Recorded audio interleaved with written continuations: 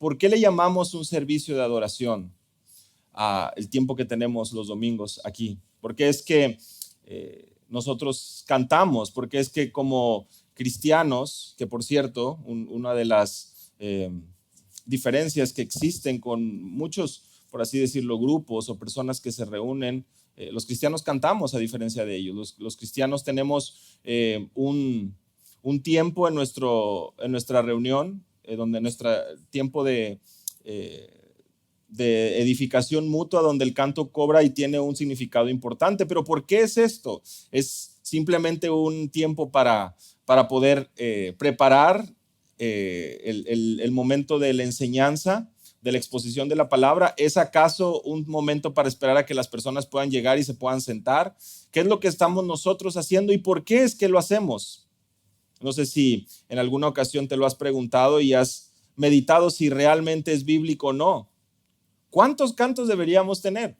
¿Cuánto tiempo deberíamos dedicarle a los cantos? Es decir, no en base a tus gustos o tus preferencias, sino a lo que la palabra de Dios enseña. ¿Por qué es que lo hacemos o por qué hacemos esto que tenemos normalmente como anticipación o como un preludio a la exposición de la palabra? Esto, hermanos, a diferencia de lo que algunos podrían comentar, no se trata de cómo amanecimos hoy y qué tanto gozo o qué tanto lamento tenemos por la mañana, sino que a lo largo de las Escrituras tenemos un recordatorio de poder precisamente cantar. Y lo hacemos en el contexto de la iglesia local porque el Nuevo Testamento nos enseña que somos llamados a enseñarnos, a amonestarnos, es decir, edificarnos mutuamente por medio de salmos, himnos y cánticos espirituales. Y lo hacemos porque la palabra de Cristo mora en nuestro corazón y lo hacemos, dice el apóstol Pablo a los Efesios, porque estamos siendo controlados por el Espíritu, porque estamos siendo o porque somos llenos del Espíritu. Tanto el pasaje en Efesios capítulo 5 como en Colosenses capítulo 3 nos reitera y nos anima y nos hace ver nuestra realidad. Es necesario que la palabra de Cristo more en abundancia en nuestros corazones. Hermanos, la palabra de Dios, la palabra de Cristo es aquella que precisamente es útil para instruir, para redarguir, para corregir, para ayudarnos y prepararnos y poder presentarnos delante de Dios maduros, perfectos. Es lo que también nos dice el apóstol Pablo en su carta a los Colosenses en el capítulo 1. Muchas veces olvidamos, pasamos por alto y queremos situar nuestro estado de ánimo en si hoy amanecí con ganas de poder venir y adorar al Señor, si hoy amanecí con ganas de poder venir y estar con mis hermanos. Pero somos instruidos a abrir nuestra boca, somos instruidos a proclamar la grandeza de nuestro Dios y créanme, no por nuestro estado de ánimo. Y el enfoque no está en nosotros, el enfoque está en nuestro Dios y es lo que, si Dios permite, estaremos precisamente estudiando en esta mañana. Les animo a que puedan abrir sus Biblias al Salmo capítulo 66. Salmo capítulo 66.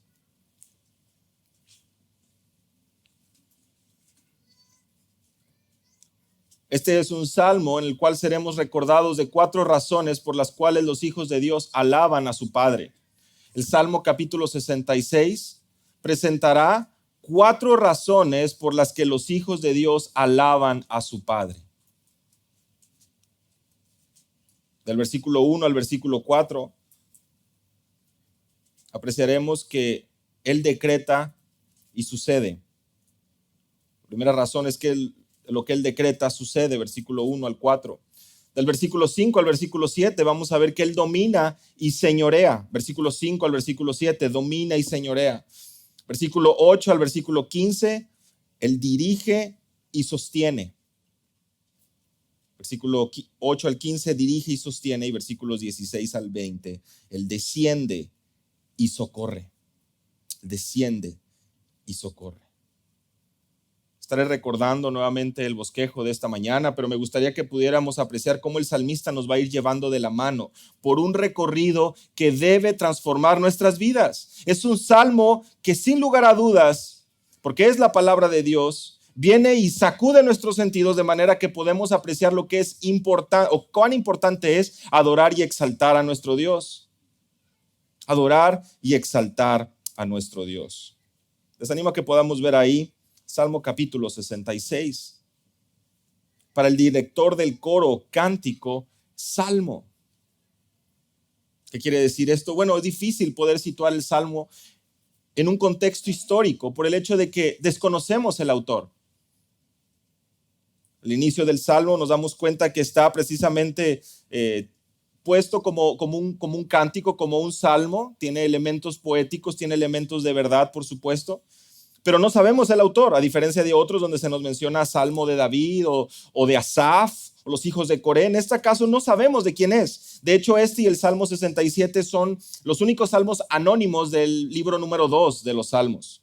Y es el primer salmo desde el Salmo 50, porque hay una progresión, si van ustedes observando, desde el 50 hasta el 65, donde David es identificado como el autor de los salmos, y justo llegamos al 66 y ya no se trata más de David.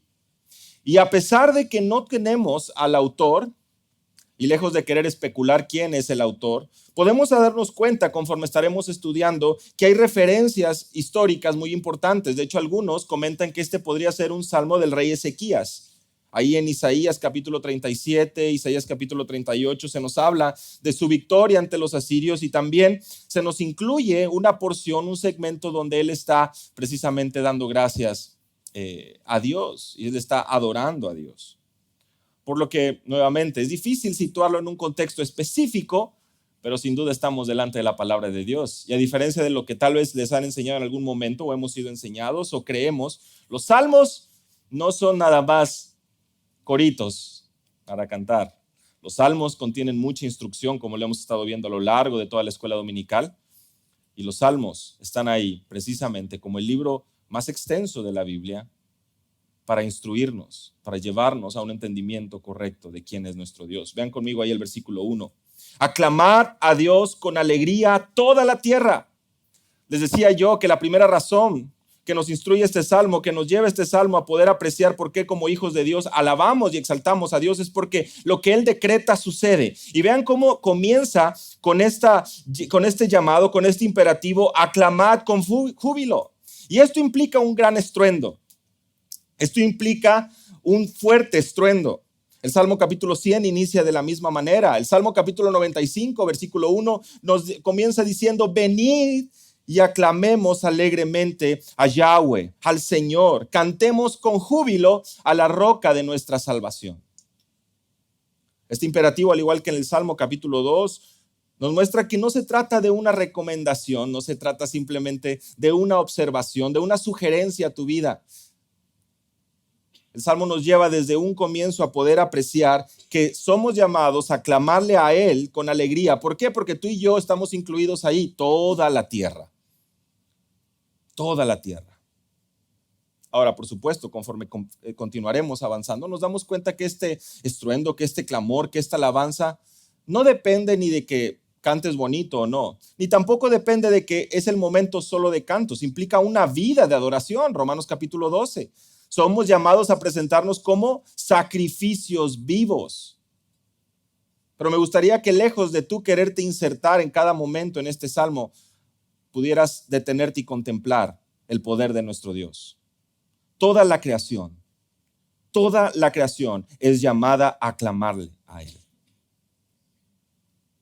Toda la creación. Vean ahí el versículo 2. Cantad la gloria de su nombre, poned gloria en su alabanza. Hermanos, la centralidad del versículo está en la grandeza de Dios. Cantamos, declaramos lo que es glorioso, es su nombre, el esplendor, la riqueza, el honor. El clamor del verso, el clamor que vemos en el versículo 1 está compuesto precisamente por un canto, por una expresión. Nuestra alabanza no es trivial, nuestra alabanza no es hueca, no son simples repeticiones. Lo que buscamos es darle la gloria a Dios y lo hacemos mediante un ejercicio de alabanza acorde a quién es Él, a sus atributos y no a ti y no a mí. Muchas veces podemos darnos cuenta que cuando damos gracias a Dios o cuando cantamos en agradecimiento a Dios, nos gusta hacerlo muy personal.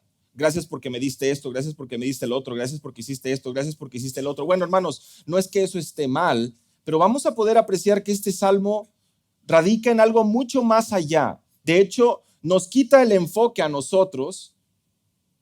Las luces no están puestas sobre nosotros y nuestras experiencias, sino están puestas en poder apreciar la grandeza de nuestro Dios. De hecho, lo podemos apreciar desde un inicio. Toda la tierra es llamada a aclamarlo y nos va a decir ahora en el versículo 3 precisamente por qué. Nosotros no le damos la gloria a Dios en el sentido de que Él necesite. Se la damos porque estamos situados, porque estamos rendidos, reconociendo al Creador de todo. Haced gloriosa su alabanza, es lo que dice la Biblia de las Américas. Haced gloriosa su alabanza. Hay una implicación muy, muy importante de que aquello que se hace para el Señor se hace en ese sentido de comprender la gloria y el honor que solo Él merece. Y esa gloria que no comparte con absolutamente nadie. Leíamos en la lectura bíblica Isaías capítulo 43. Él es el creador. Él ha hecho todo. Él es soberano. Y eso, hermanos, es tan importante para poder adentrarnos en los salmos y sobre todo para poder informar a nuestro corazón que nosotros no somos los que estamos en el control. Más bien nosotros somos los que nos sujetamos a aquel que domina todo. Y lo vamos a ir observando conforme avanzamos aquí. Vean el versículo 3. Decid a Dios cuán asombrosas son tus obras. Por la grandeza de tu poder se someterán a ti tus enemigos. Mira, yo no sé si lo has podido observar, pero el versículo 1, el versículo 2 y el versículo 3 comienza de una manera muy directa con imperativos hacia los hijos de Dios. Y cada uno de estos imperativos implica que tú y yo abramos nuestra boca. Somos llamados a clamar, somos llamados a cantar, somos llamados a decir a Dios, por supuesto, versículo 3. Cuán asombrosas son tus obras. Y esa es la clave de este primer punto. Que esta razón primordial por la cual los hijos de Dios alaban y adoran a Dios es porque lo que Él decreta sucede. Y todas sus obras, todo por donde volteamos es un testimonio de esto. Somos llamados y somos motivados, somos instruidos a poder declarar las obras de nuestro Dios. Las obras de Dios que son poderosas, asombrosas, portentosas, dice la Biblia de las Américas. Y los pueblos las han visto. Los pueblos las han observado. En Josué capítulo 2, versículos 8 al 11, tenemos el testimonio de Rahab. Ella sabía y había escuchado las obras maravillosas, las poderosas obras que había hecho Dios para liberar a su pueblo de Egipto, y todos los enemigos del pueblo de Israel, todos los demás pueblos estaban con temor, porque ya habían escuchado que Dios estaba con este pueblo. En Apocalipsis capítulo 15, versículos 3, tenemos en esta visión de Juan: grandes y maravillosas son tus obras, Señor Dios Todopoderoso. ¿Qué es lo que viene a nuestra mente cuando pensamos en sus obras? Recuerden, tenemos que quitarnos nosotros del centro, del foco de atención. Génesis capítulo 1 nos habla que lo que nuestro Dios habló, esto vino a suceder.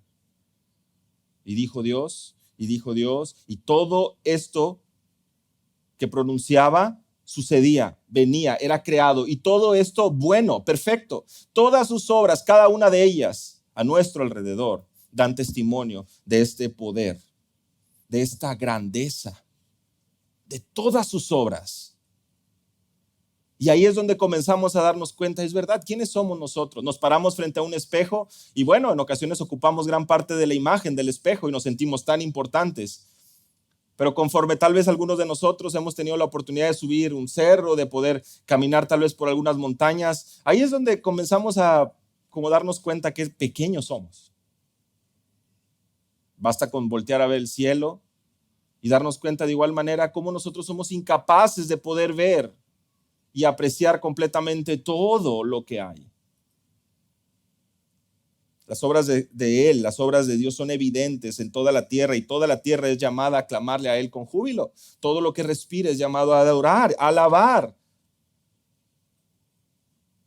Por la grandeza de tu poder se someterán a ti tus enemigos.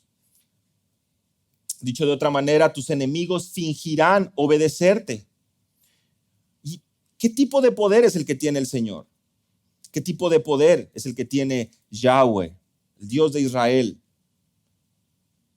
Ahí en el Salmo capítulo 115, si tienes oportunidad de avanzar un poco.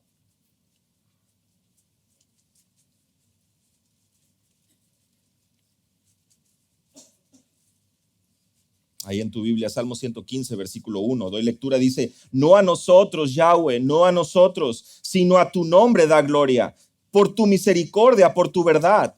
Observen ahí el versículo 2. ¿Por qué han de decir las naciones, dónde está ahora su Dios?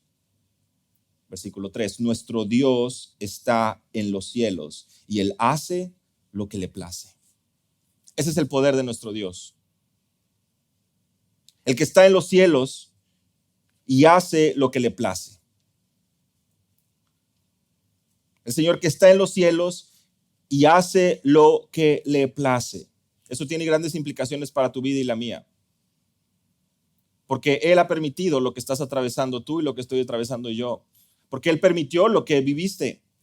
Porque Él está en los cielos. Porque Él hace lo que le place y no hay nada que salga de su control. Y el dolor, la aflicción, la alegría, la tristeza, la felicidad, el gozo, las pruebas, las metas cumplidas, son porque a Él le ha placido que así suceda. Porque Él está en los cielos y todo lo que quiso, eso ha hecho. Versículo 6 del Salmo capítulo 33, porque por la palabra de Yahweh fueron hechos los cielos y todo el ejército de ellos por el aliento de su boca. Nuevamente, una referencia a Génesis capítulo 1, lo que Yahweh habló, lo que el Señor habló, fue hecho. Y el mismo Salmo 33, versículo 9 dice, porque Él dijo y fue hecho, Él mandó y existió. No hay vuelta atrás, no hay confusión, no hay para dónde hacerse.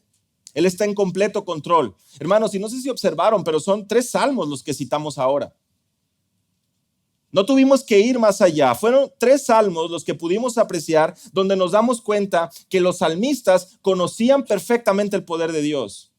De hecho, pequeña pista, por eso es que podían escribir, inspirados por el Espíritu, por supuesto, pero por eso es que vemos tanta riqueza en los salmos, porque ellos conocían a Dios, porque ellos tenían una relación estrecha con Dios, porque no se trata simplemente de poesía, que por supuesto la hay, no se trata solamente de sentimientos, que por supuesto los hay. No podemos separar las dos cosas, pero los sentimientos no son los que tienen prioridad, sino que nuestro conocimiento de Dios y la relación que tenemos con el Señor y las verdades que vemos en su palabra y en su ley son las que instruyen y permiten que un salmista, que una persona, que un hijo de Dios pueda tener confianza en medio de la aflicción y que aún pueda aprender y a rendirse delante del poder creador de Dios. Al igual que se menciona en el Salmo capítulo 18, los enemigos de Yahweh, los enemigos del Señor, son forzados de alguna manera a fingir someterse ante la majestad de Dios, pero su juicio llegará, lo sabemos. Su juicio llegará. Lo que Él decreta sucede. Lo que Él decreta viene a suceder porque todas sus obras dan testimonio precisamente de esta verdad. Y su juicio está también cercano para aquellos que no doblan su rodilla. Ven ahí conmigo el versículo 4 del Salmo 66 nuevamente. Toda la tierra te adorará y cantará a ti, cantarán a tu nombre. Va muy de la mano con el versículo 3. A diferencia de aquellos que fingirán obedecerte, toda la tierra lo hará. Tú y yo lo sabemos. Filipenses capítulo 2, versículo 10. Toda rodilla se doblará, lo cantábamos hace un momento. Ese momento llegará, esa rendición llegará. Es una escena futura. Toda la tierra se rendirá ante Él. Apocalipsis capítulo 5, Apocalipsis capítulo 15. Que por cierto, Apocalipsis está lleno nuevamente de situaciones, momentos donde la alabanza, donde el estruendo, donde la declaración de poder de los atributos de Dios se hace manifiesta. En el cielo y por supuesto de igual manera en la tierra, y aún todo lo creado recibirá precisamente aquello que merece de parte de Dios. Toda la tierra rendirá alabanza, todos. Como algunos comentaristas lo comentan, la razón de la adoración, el corazón del canto, no es el sentimiento. No es agradecimiento en sí, no sé si lo podamos observar. Y no es que el agradecimiento sea malo, sino que no es necesario en un sentido. Es un reconocimiento del poder de Dios. Ahí es donde radica la alabanza. Nuevamente, porque no se trata de cómo amaneciste hoy, qué tan agradecido estás hoy. Se trata de que Él no cambia. Y como lo veíamos hace un momento, Él está sentado en los cielos y lo que Él decreta sucede. Lo que Él quiso ha hecho y hará. ¿Cómo es tu adoración a Dios? ¿Cómo es tu canto al Señor? ¿Es fingido? ¿Es forzado? Aún más, hermanos, ¿tiemblas realmente ante el poder creador de nuestro Dios? Él es el que creó todo lo que está a tu alrededor. Y te pregunto, ¿tienes momentos en el día donde realmente te sacudes por dentro al darte cuenta de su poder? Eso nos lleva a una vida de adoración. Eso nos lleva a vivir realmente como sacrificios vivos.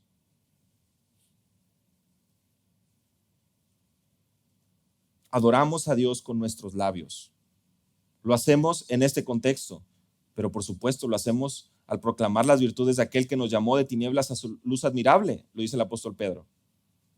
Pero estamos anunciando ¿qué? Las virtudes de aquel, las perfecciones de aquel, estamos anunciando su poder. Y eso es precisamente lo que estamos viendo aquí, la primera sección nuevamente, porque lo que Él decreta sucede. Porque Él es omnipotente y ha creado todo lo que existe. Vamos al punto número 2, domina y señorea. La segunda razón por la que como hijos de Dios lo adoramos a Él es porque Él domina y señorea. Vean conmigo el versículo 5. Venid y ved las obras de Dios, temible en hechos sobre los hijos de los hombres. Venid y ved. Si recuerdan, en la sección anterior apreciamos que era aclamar, cantar, decir. Usamos nuestros labios para eso. Ahora el versículo 5 nos llama ¿a qué? A ver. Usemos nuestros sentidos. Se trata de algo razonable. Se trata, no, como algunos mencionan y dicen, no, pues a lo mejor el cristianismo o la religión, se trata de apagar el cerebro, ¿verdad? Y creer y someter a los más frágiles y cosas de ese tipo. Y no, realmente es más bien que tu entendimiento sea iluminado por la palabra para que tú puedas hablar y para que tú puedas observar precisamente las obras de Dios. Venid y ved implica un sentido de urgencia. Apúrate, vamos. ¿Qué hay que ver? Las obras de Dios. Dice la Biblia de las Américas, admirable en sus hechos a favor de los hijos de los hombres. Y esto nos sirve de introducción para lo que viene a continuación. Podemos observar ahí a partir del versículo 6 cómo se viene a describir un par de situaciones. Vean ahí, volvió el mar en seco o convirtió el mar en tierra seca. Cruzaron el río a pie o por el río pasaron a pie. Regocijémonos allí en él. Ahí en él nos alegramos, dice el versículo 6. Primero se nos menciona el mar. Se nos menciona que el mar se convirtió en un terreno seco. ¿Y qué quiere decir esto? ¿A qué nos está apuntando esto? Éxodo capítulo 14 y 15, el pueblo de Israel cruza el mar Rojo. Y después se nos menciona, por el río pasaron a pie. ¿A dónde nos traslada esto? La mención de un río, el río Jordán, donde de acuerdo con el relato de Josué capítulo 3, el pueblo de Israel lo cruza para llegar ¿a dónde? A la tierra prometida, a Canaán. Regocijémonos allí en él. ¿Recuerdas cómo comenzábamos? Versículo 5. Admirable en hechos sobre los hijos de los hombres. ¿Cuáles son estos hechos admirables? Solo por poner un ejemplo, el salmista nos menciona estos dos momentos trascendentales para la vida del pueblo. Y la menciona ahí en la parte final del versículo 6. Allí en él nos alegramos, implica ahí. Apunta a esos sucesos por lo que sucedió allí, como si estuviéramos ahí. Allí nos alegramos en su poder, en sus poderosos y temibles hechos a favor de sus hijos. ¿Qué quiere decir nuevamente esto, hermanos? Que hay elementos de testimonio, de experiencias que han vivido, y en el caso del salmista, que se han trasladado, que se han comunicado por generaciones. No podemos negar que por supuesto adoramos a Dios por lo que Él ha hecho en favor nuestro, por sus misericordias que se renuevan cada mañana, por su fidelidad, como lo estaremos observando. Claro que hay un elemento de sentimiento, claro que hay un momento para poder recordar y agradecer lo que Él ha hecho, pero primordialmente, en esencia, es su poder, es quién es Él. En este caso, es su soberanía, porque Él domina y señorea todo. Sus obras, las cuales Él nos ha dado la capacidad para poder observar. Y de hecho nos ha dado la capacidad para poder hablar y comunicarlas unos a otros. ¿Cómo es que estamos usando esto que el Señor nos ha dado para someternos y obedecer? Ahí en el contexto de nuestro trabajo, ahí en el contexto de nuestra escuela, ahí en el contexto con nuestra familia, con nuestros vecinos. ¿Cómo es que nosotros estamos también invitando a otros a que puedan observar, admirarse de las obras de Dios? ¿Cómo es que nosotros estamos comunicándolas? Porque estas obras son temibles, son poderosas, son admirables, asombrosas. Vean ahí el versículo 7. Él señorea con su poder para siempre. Él domina con su poder para siempre. Sus ojos velan sobre las naciones. No se enaltezcan los rebeldes, o los rebeldes no serán enaltecidos. No sé si pueden apreciar cómo va de lo general a lo específico. Él menciona que Él domina para siempre, con su poder para siempre. Y luego nos dice que sus ojos están sobre las naciones. Y luego nos dice que, ¿quiénes? Los rebeldes no serán enaltecidos. No hay nada que escape su mirada, no hay nada que escape su vista, no hay nada que suceda que esté fuera de su perfecta voluntad.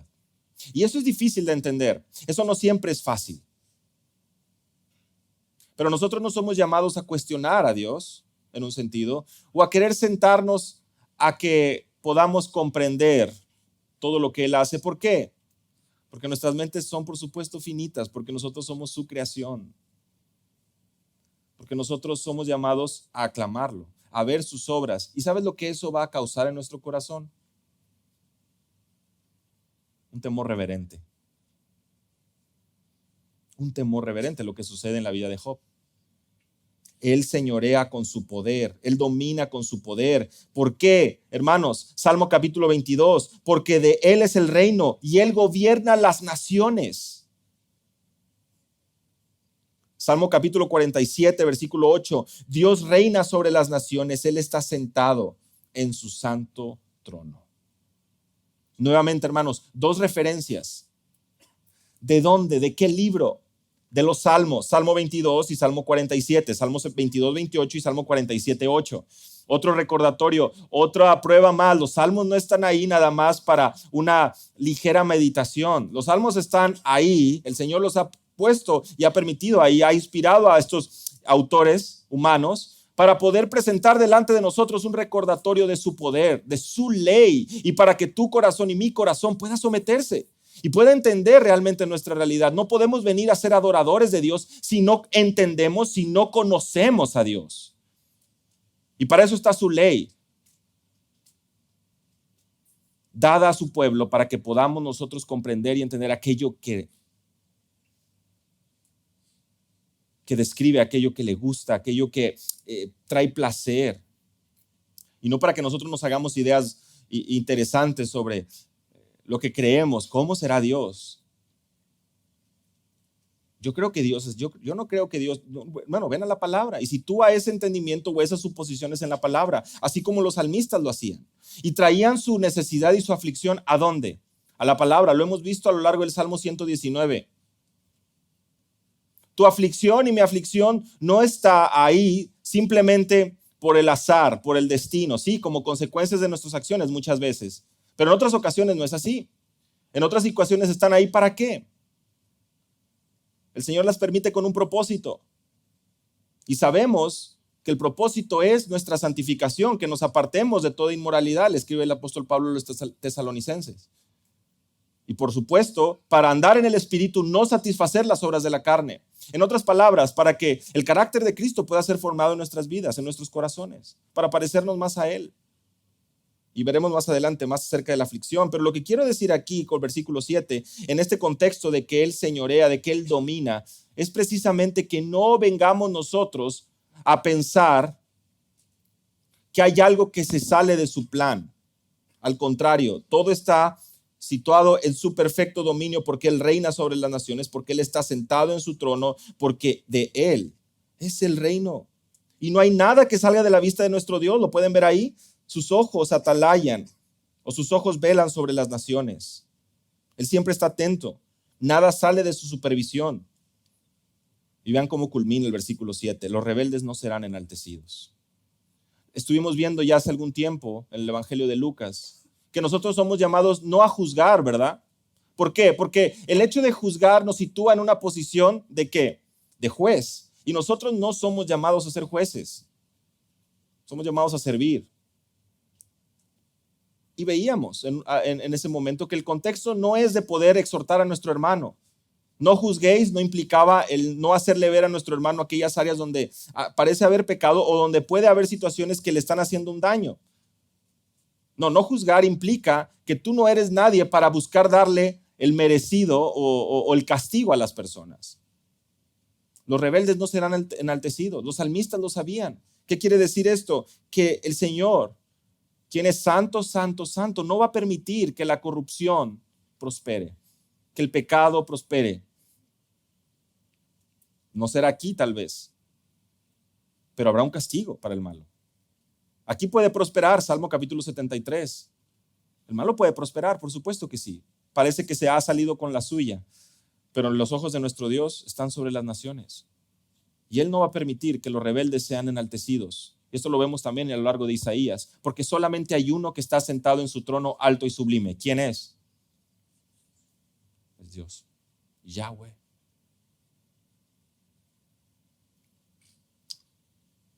Así que no solo Él decreta y sucede, no solo Él domina y señorea, también Él dirige y sostiene. Vean conmigo ahí a partir del versículo 8. Él dirige y sostiene. Bendecido pueblos a nuestro Dios y haced oír la voz de su alabanza. El salmista es muy explícito. Nos invita, nos instruye, nos manda a hacer audible la voz o la alabanza a nuestro Dios. Tú eres llamado, yo soy llamado a poder usar aquello que el Señor nos ha dado para poder reconocerle a Él, para poder adorarle a Él. Tú no eres quien para poner condiciones.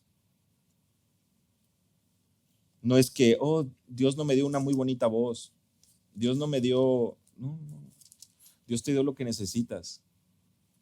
Y tú no eres la excepción a la regla. Como lo hemos visto a lo largo de estos estudios en Hebreos, la palabra de Dios es la que nos instruye y nos advierte de los peligros de no ser obedientes a sus mandatos. Cuando vemos en Apocalipsis capítulo 5 a esta multitud de ángeles alrededor del trono y los ancianos y las miriadas y miriadas y millares de estos, dice el apóstol Juan en versículo 11, oí la voz de muchos ángeles. Y lo que decían a gran voz, el cordero que fue inmolado es digno de recibir el poder, las riquezas, la sabiduría, la fortaleza, el honor, la gloria y la alabanza. Y lo que continúa diciendo en el versículo 13 de Apocalipsis 5, toda cosa creada que está en el cielo, sobre la tierra, debajo de la tierra y en el mar, y todas las cosas que en ellos hay, oí decir al que está sentado en el trono y al cordero, sea la alabanza, la honra, la gloria y el dominio por los siglos de los siglos. Todos los pueblos lo harán, pero Él dará su justo juicio y castigo a aquellos que no se han sometido al Hijo, al Cordero. ¿Cómo es que nosotros hacemos oír la voz de su alabanza? Bueno, lo hacemos por supuesto en el contexto de iglesia local, al cantar, por supuesto, al ser instruidos, porque cantamos la palabra, pero esta palabra trasciende mucho más allá. No podemos irnos tampoco al otro extremo, ¿verdad? No se trata aquí de tener 3 horas a lo mejor de cantos y salir de aquí todos cargados de emociones. Porque como hemos visto, no se trata de las emociones, se trata de poder ver, poder meditar, poder observar, poder hablar, sí. Pero más importante, si la gran comisión que ha sido dada a ti y a mí como hijos de Dios, Mateo capítulo 28, es de ir y hacer discípulos, enseñando y bautizándoles, eso también implica precisamente enseñar. ¿Y qué es lo que enseñamos? La palabra de Dios, dice Jesús, todo lo que os he mandado. ¿Cómo es que en ese contexto nosotros podemos glorificar a Él? ¿Cómo es que nosotros damos a conocer a otros de la grandeza de nuestro Dios? ¿Cómo es que en presencia de otros nosotros le alabamos a Él? Y lo hacemos porque como en lo que Él nos ha dado, somos llamados a presentarnos como sacrificios vivos, viviendo para su gloria, entendiendo que lo que tú tienes, lo que yo tengo, ha sido dado por Él. Y somos siervos, somos mayordomos, somos esclavos de Él.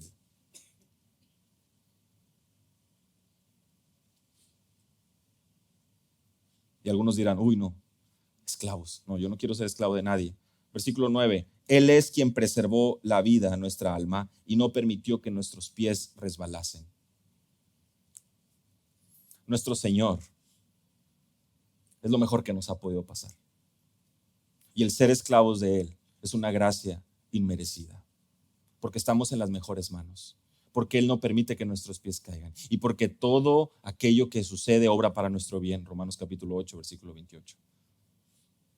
Porque Él es quien nos preservó y nos permitió que un día, por su palabra, podamos venir a conocer la gloriosa persona de Cristo, quien, según de Corintios 4, fue iluminada en nuestro corazón, así como Él trajo las tinieblas, la luz en medio de las tinieblas, así la gloria en la faz de Jesucristo, la gloria de Dios en la faz de Jesucristo ha resplandecido en nuestros corazones. Pura gracia. Y gracia significa que no hicimos nada para merecerlo. Él es quien nos dirige y nos sostiene, porque Él preserva nuestra vida. Él es quien nos guarda con vida y no permite que nuestros pies resbalen. Y los salmistas saben eso, por eso lo repiten. Aún en el Salmo 119 lo hemos estado estudiando. Salmo capítulo 121, versículo 3. Bueno, el contexto, alzaré mis ojos a los montes, seguramente muchos de ustedes lo recuerdan. ¿De dónde vendrá mi socorro? Mi socorro viene de Él, de Yahweh. Vean ahí. ¿Qué hizo? Los cielos y la tierra. ¿Te das cuenta cómo el salmista en su adoración, en su exclamación, en su necesidad, en su oración, está un conocimiento de Dios? ¿De dónde puede venir mi socorro en medio de la adversidad? Voltea a ver los montes, porque el que hizo cada uno de ellos y todo lo que está a tu alrededor está cercano, como estaremos viendo en un momento más. Y Él es quien dirige y sostiene tus pasos. Él no permitirá que tu pie resbale y no se dormirá el que te guarda.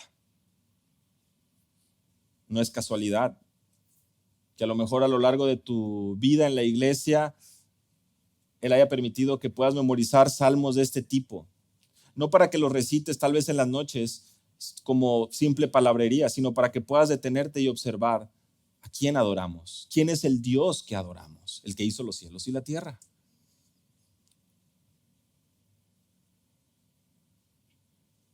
Pero hay aflicciones y hay peligros.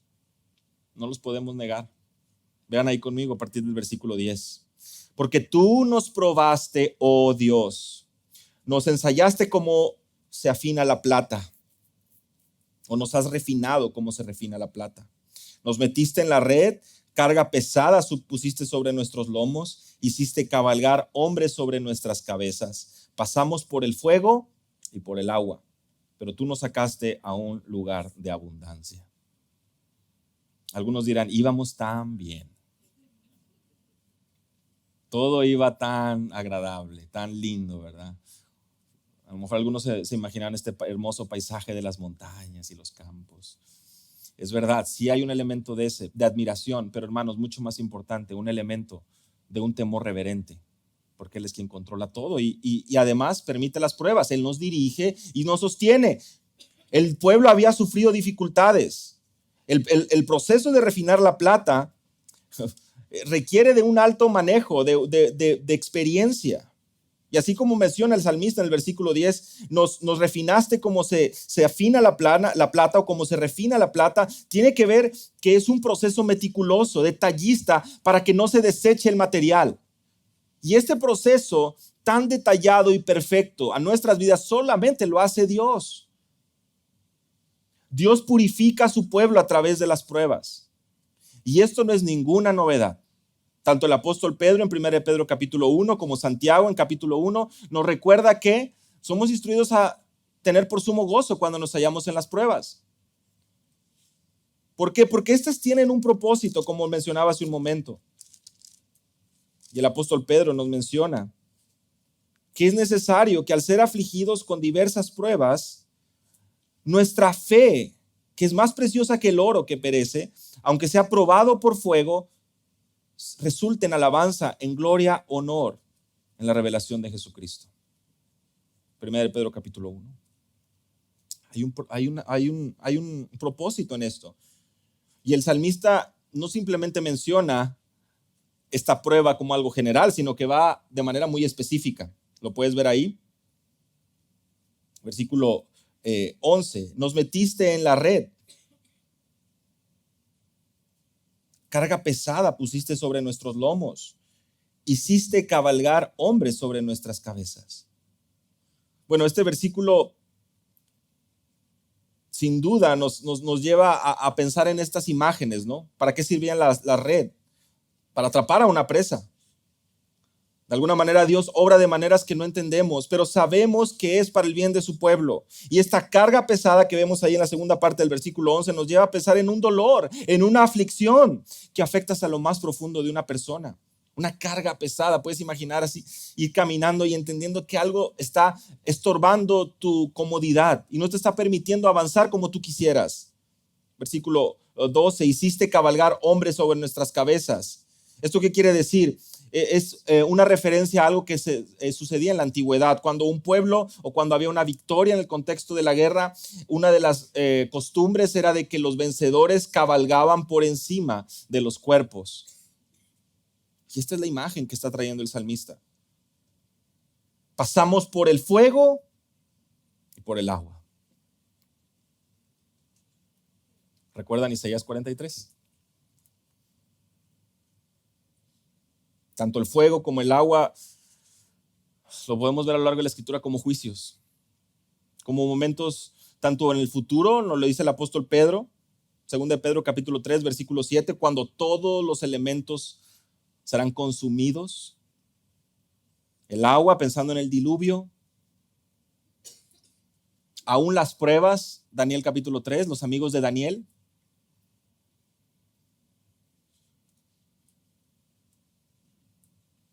Pero como lo recordaba y lo estudiábamos, lo leíamos en Isaías capítulo 43, Él es fiel. Él es fiel. Y por eso es que a los suyos Él les dice, no temas porque yo te he redimido, te he llamado por tu nombre, mío eres tú. Y cuando pases por las aguas, yo estaré contigo. Y si por los ríos, no te anegarán. Cuando pases por el fuego, no te quemarás, ni la llama te abrazará. ¿Significa que nunca habrá dolor ni aflicción? No. Significa que no seremos destruidos. Significa que no todo terminará. Significa que estamos seguros en Él porque Él es fiel. Parte final del versículo 12, nos sacaste a abundancia. La Biblia de las Américas hace una linda transición. Dice, pero tú nos sacaste a un lugar de abundancia. Esa es la realidad. Pasamos por pruebas, pasamos por aflicciones, pero tú eres quien nos continúa dirigiendo, quien nos continúa sosteniendo, quien continúa ayudando y guiando nuestras vidas. Salmo capítulo 34, versículo 19. Seguramente lo conocen. Muchas son las aflicciones del justo, pero de todas ellas los libra el Señor. ¿Qué tan real es esta verdad?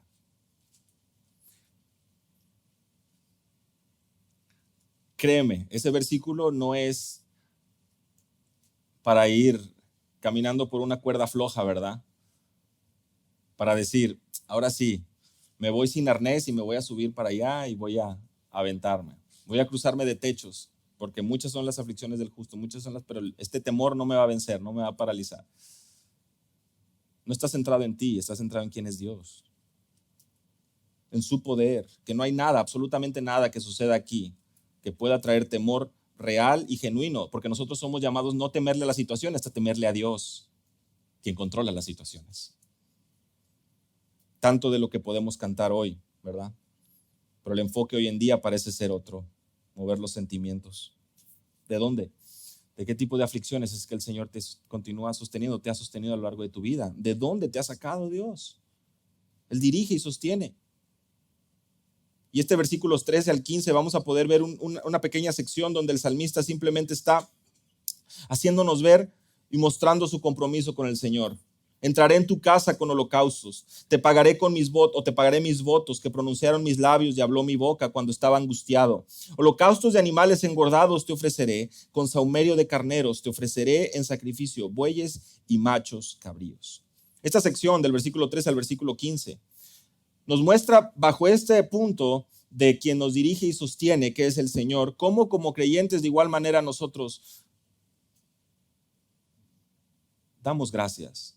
Y por supuesto, en un momento antes de la cruz, donde los sacrificios, donde estos holocaustos eran parte de la adoración a Dios, aquí vemos al salmista que reconoce que Dios ha sido bueno y que Él dirige, que Él sostiene a los suyos.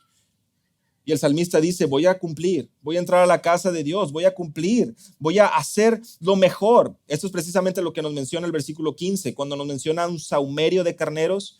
Se trata de este humo de lo mejor del ganado, de la mejor calidad, del mejor aroma. Es este olor aromático. Levítico capítulo 22.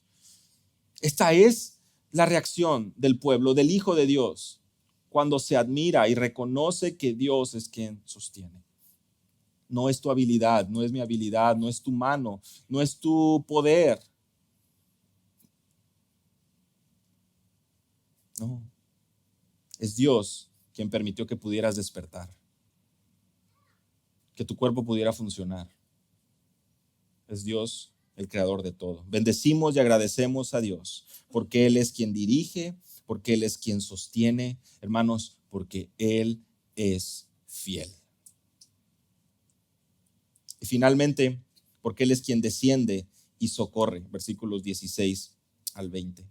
Venid, oíd todos los que teméis a Dios y contaré lo que ha hecho a mi alma.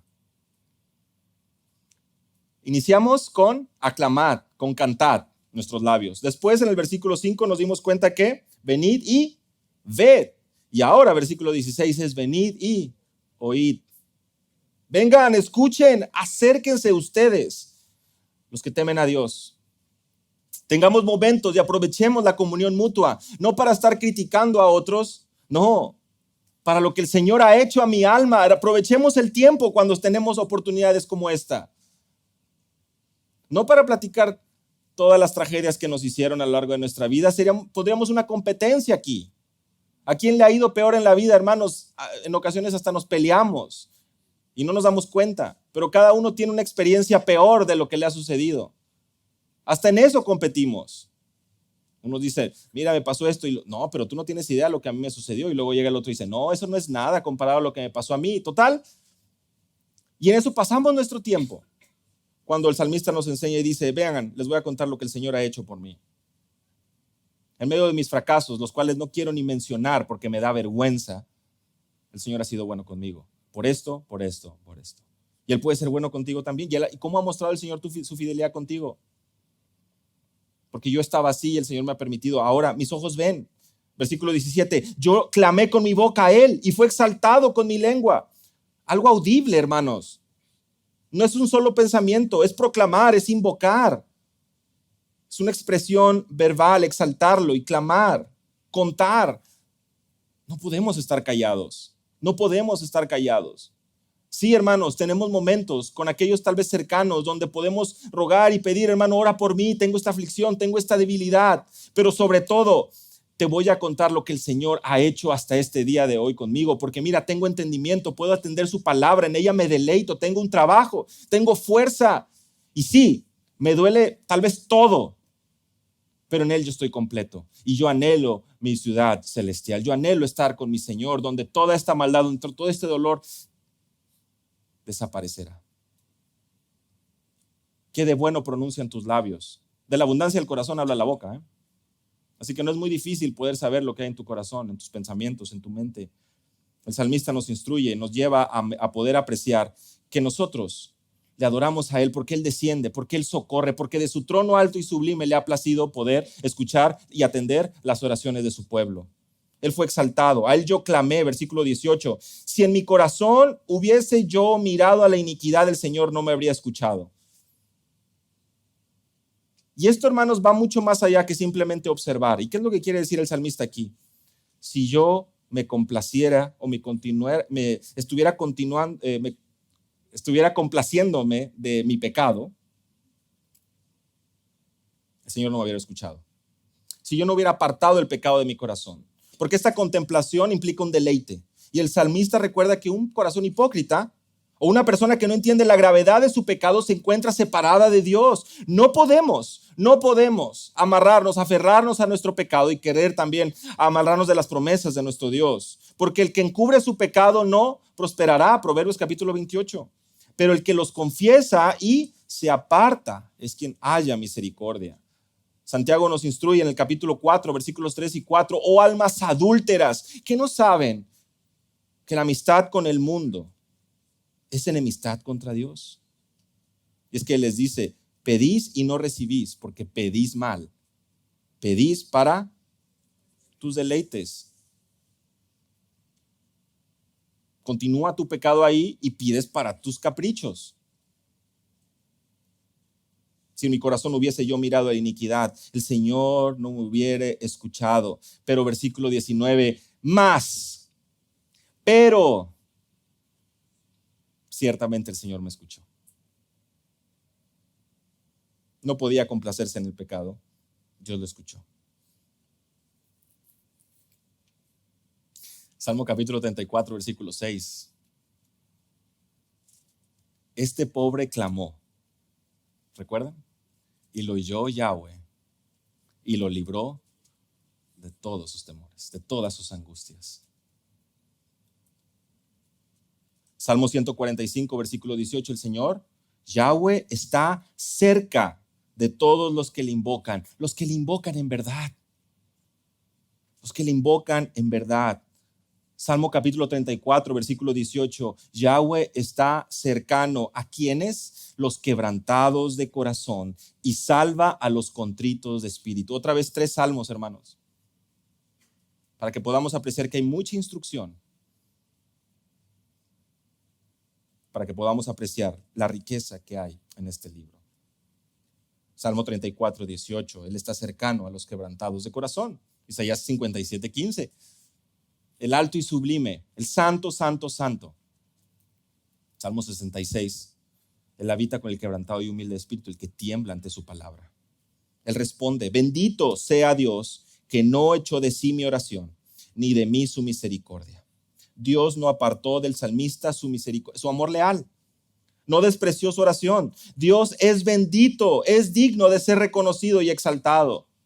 Él contesta la oración porque Él desciende y socorre.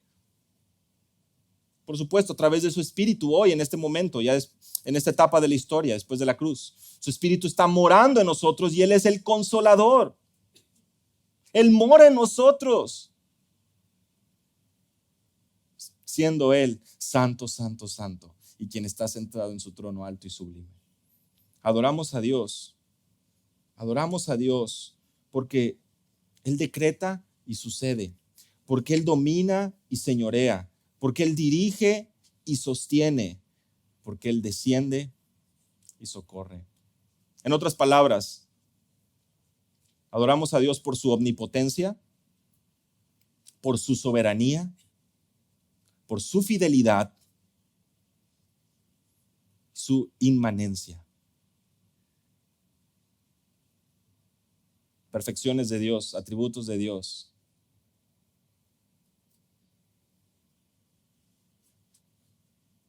Radica en la persona de Dios y no en el hombre. Nuestro mensaje, nuestro canto, nuestra meditación radica en rendirnos ante el Dios Todopoderoso y reconocerle a Él. Él es cercano a los suyos. Siendo omnipotente, soberano, Él muestra su fidelidad para con los suyos y no nos dejará. ¿Cómo está tu vida? realmente entiende de tu corazón estas verdades. Tiembla tu corazón ante el poder de Dios. Despiertas cada mañana y hay un temor reverente en tu vida por honrarle a Él. O continúa la preocupación, la aflicción, el dolor, la amargura reinando en tu corazón. Él domina, Él señorea, Él es soberano, Él es fiel. Y por lo tanto, tú y yo somos llamados a someternos, a clamar, a cantar, a decir, a bendecir, a ver, a oír su palabra, unos con otros compartirla, para que en nuestro corazón siempre exista ese temor reverente, esa devoción y ese verdadero respeto, que por supuesto tal vez se queda corto la palabra, para un temor reverente ante el Creador del universo.